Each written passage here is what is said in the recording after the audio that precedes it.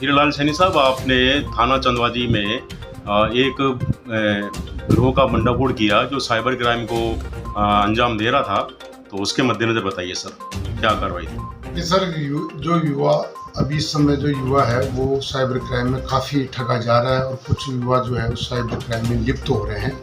इन चीज़ों को लेकर के पुलिस मुख्यालय स्तर पर बड़ी गंभीरता से लिया जा रहा है और हमारे आई साहब रेंज ने इसके लिए विशेष तौर से सतर्कता बरतते हुए अभियान और कार्रवाई के निर्देश दे रखे हैं।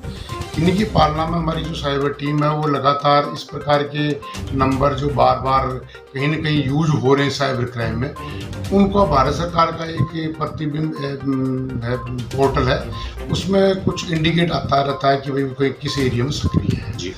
उस आधार पर मैं इनपुट मिला था कि कोई नंबर यहाँ सक्रिय है जो साइबर क्राइम में इन्वॉल्व है जी। उसकी तस्दीक करके हमने एक मकान पर 27 तारीख को रेड की और रेड में हमें 4 लड़के और 2 लड़कियां जिसमें एक माइनर बालिका भी थी।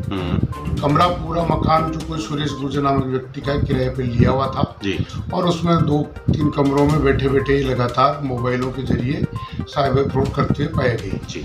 मौके से इनके कब्जे से 13 मोबाइल, 10-12 ATM कार्ड, विभिन्न बैंकों के अलग अलग नाम के मोबाइल सिम में अलग अलग नामों की पाएगी, जिसके संबंध में उनको अरेस्ट करके 5 को अरेस्ट किया है, बालिका को जो निरुद्ध करके और फिर प्रकरण दर्ज किया, प्रकरण अनुसंधान किया जा रहा है। इन लोगों द्वारा युवाओं को विशेष तौर से ये जो गैंग है ये एस्कॉर्ट सर्विस के नाम से ठग रही थी, जिसमें इंटरनेट से डाउनलोड करके और विभिन्न लड़कियों के फोटोज उनको भेजते थे, ऑफर करते थे और एक गूगल पर ऐड देते थे।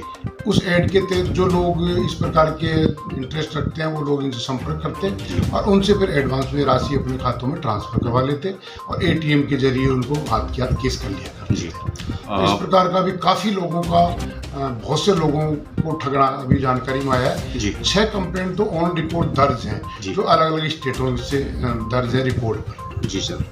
तो सर ये आपके सुपरविजन में थाना चंदवाजी SHO हैं आप, तो इसमें बहुत आपने सख्त एक्शन लिया है। अब इसमें आपको लगता है कि बहुत और भी इसमें जो खुलासे होने हैं, क्योंकि मेवात क्षेत्र भी नज़दीक है, मेवात क्षेत्र में भी बहुत बड़ा अड्डे हैं, समय समय पे दबिश दी जाती है पुलिस की भी, तो आपका आगे का प्रयास इसमें यही रहेगा कि इसमें छानबीन करके जो ठगे हुए युवा हैं उनको आप पूरी तरह से इसमें राहत प्रदान करें। इसमें इसके सभी जो अकाउंट से उनकी डिटेल ली जा रही है, डिटेल से पता लगेगा कितने लोगों के साथ ठगी की गई है, क्योंकि बहुत ज़्यादा लोगों के साथ ठगी है लेकिन बहुत से लोगों ने कंप्लेंट ही नहीं की है। उसका कारण है कि बहुत बड़ी राशि नहीं करके 2-5 हज़ार रुपये की ठगी करते हैं। तो एक व्यक्ति के लिए तो 2-5 हज़ार रुपये हो सकते हैं, लेकिन इसको काफ़ी लोगों से वो पैसा प्राप्त हो जाता है। लेकिन बाकी लोग जो इस गैंग में इन्वॉल्व है उनके बारे में भी, और साथ ही इस प्रकार की गैंग आसपास क्षेत्र में कितनी ऑपरेट और हो रही है जिसके बारे में गहन अनुसंधान जारी है।